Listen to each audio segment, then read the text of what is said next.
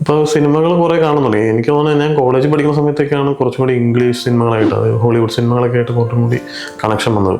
നമ്മൾ ചെറുപ്പത്തിൽ എൻ്റെ ഓർമ്മയിലൊക്കെ ഫസ്റ്റ് ഞാൻ ആദ്യമായിട്ട് പോയി കാണുന്ന ഇംഗ്ലീഷ് സിനിമ സ്പൈഡർമാനാണ്, സ്കൂളിൽ നിന്ന് കൊണ്ട് കാണിച്ചത്.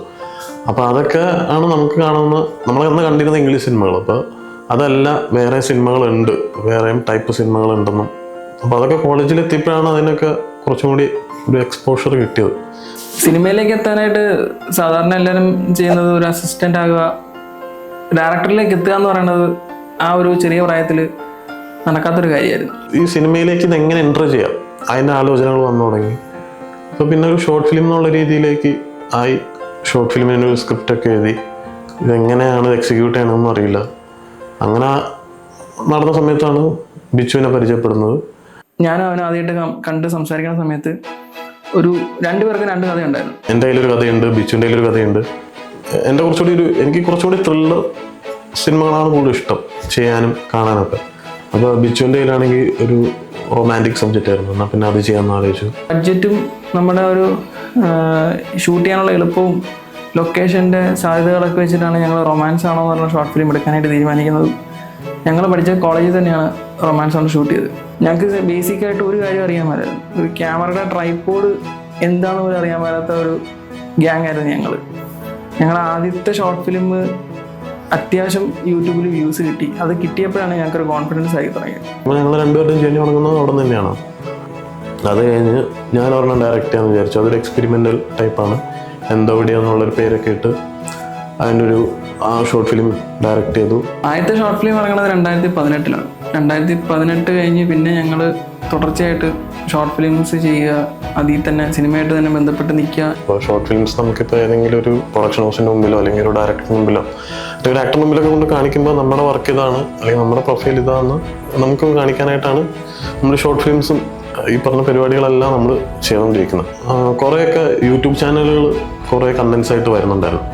അപ്പോൾ ഞങ്ങളും ആലോചിച്ചു, എന്നാൽ യൂട്യൂബ് ചാനലിലൊരു കണ്ടൻസ് നമുക്കും ചെയ്യണം, എന്തെങ്കിലും ഒരു കണ്ടൻറ്റ് എടുത്ത് എന്ത് ചെയ്യും എന്നുള്ള രീതിയിൽ ആലോചിച്ചപ്പോഴാണ് നമ്മൾ ഒഴുക്കുന്ന ചാനൽ തുടങ്ങുന്നതിനെ കുറിച്ച് ആലോചിക്കുന്നത്. അപ്പോൾ അതിൻ്റെ ഇടയ്ക്ക് ഞാൻ മോസ് വർഗീസ് റൈറ്ററാണ്, 3 ബുക്സ് പബ്ലിഷ് ചെയ്തിട്ടുണ്ട്. അവനായിട്ട് ചേർന്നിട്ട് ഞാൻ ആഡംസ് ആപ്പിൾ എന്ന് പറഞ്ഞൊരു ഷോർട്ട് ഫിലിം ഞങ്ങൾ ഡയറക്റ്റ് ചെയ്തു. പാട്ട് പാടാനും കേൾക്കാനൊക്കെ ഭയങ്കര ഇഷ്ടമാണ്. അപ്പോൾ അതിന് വേണ്ടിയിട്ട് ഇഷ്ടംപോലെ പാട്ടിന് വേണ്ടിയിട്ടുള്ള ഓഡീഷനും അങ്ങനെ കാര്യങ്ങളിലൊക്കെ ഒരു ഷോർട്ട് ഫിലിമേ പാടിയിട്ടുണ്ട്, ആൽബത്തിൽ പാടിയിട്ടുണ്ട്. അങ്ങനെ ആ ഒരു താല്പര്യത്തിൽ നിൽക്കുന്നത്. അഭിനയം ആ കൂട്ടത്തിൽ ഇഷ്ടമാണ്, ഇതിനെക്കുറിച്ചൊക്കെ ശ്രദ്ധിക്കാറുണ്ടായിരുന്നു. ബിച്ചു, ജിജോ ഇവരെ രണ്ടുപേരും പരിചയപ്പെടുന്നതെന്ന് പറഞ്ഞു കഴിഞ്ഞാൽ ഒഴുക്ക് എന്ന് പറഞ്ഞൊരു യൂട്യൂബ് ചാനലിലൂടെയാണ്. ഒഴുക്കിൻ്റെ ഭാഗമായിട്ടുള്ള അഭിജിത്ത് എന്ന് പറഞ്ഞ് അഭിജിത്തായിട്ട് വാട്സപ്പ് സ്റ്റാറ്റസ് ഇട്ടു, ആ ഒഴുക്കിലേക്ക് അഭിനേതാക്കളെ ആവശ്യമുണ്ടെന്ന് പറഞ്ഞു. ഞാൻ വെറുതെ ആ സ്റ്റാറ്റസിന് റിപ്ലൈ കൊടുത്ത ആദ്യമായിട്ട്. അപ്പോൾ എന്നോട് പറഞ്ഞു, നിങ്ങൾക്ക് താല്പര്യം ഉണ്ടെങ്കിൽ നീ വാ ചെയ്ത് നോക്കാൻ പറഞ്ഞു. അപ്പോൾ അങ്ങനെയാണ് ആദ്യമായിട്ട് ഇവരുടെ കൂടെ ടീമിൻ്റെ ഭാഗമായിട്ട് ചെല്ലുന്നത്. ഞങ്ങൾക്കിടയിലുള്ളൊരു കോമൺ ഫാക്ടർ എന്ന് പറഞ്ഞ സിനിമയാണ്. ഞങ്ങളെ ബന്ധപ്പെടുത്തി നിർത്തിയിരിക്കുന്നത് സിനിമയാണെന്നുള്ള ഒരു തിരിച്ചറിവുണ്ട് ഞങ്ങൾക്ക്.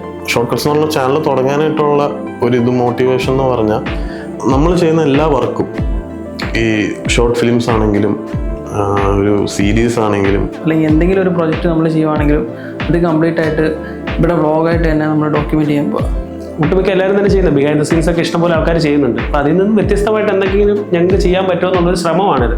ഒരു ടീച്ചിങ് പർപ്പസ് അല്ല, ഇത് കംപ്ലീറ്റ്ലി ഒരു എൻ്റർടൈൻമെൻ്റ് ആയിരിക്കും. അതിൻ്റെ കൂടെ തന്നെ സിനിമ ആഗ്രഹിക്കുന്നവർക്കും സിനിമ പഠിക്കാവുന്നവർക്കും വേണ്ടിയുള്ള ഇൻഫർമേഷൻസ്, പിന്നെ ബാക്കി പരിപാടികൾ ഓരോന്നും വരുന്നുണ്ട്. നമ്മൾ മാക്സിമം എൻ്റർടൈൻമെൻ്റ് എന്നുള്ള രീതിയിലും കൂടിയാണ് ഇത് ഉൾപ്പെടുത്താൻ ശ്രമിക്കുന്നത്.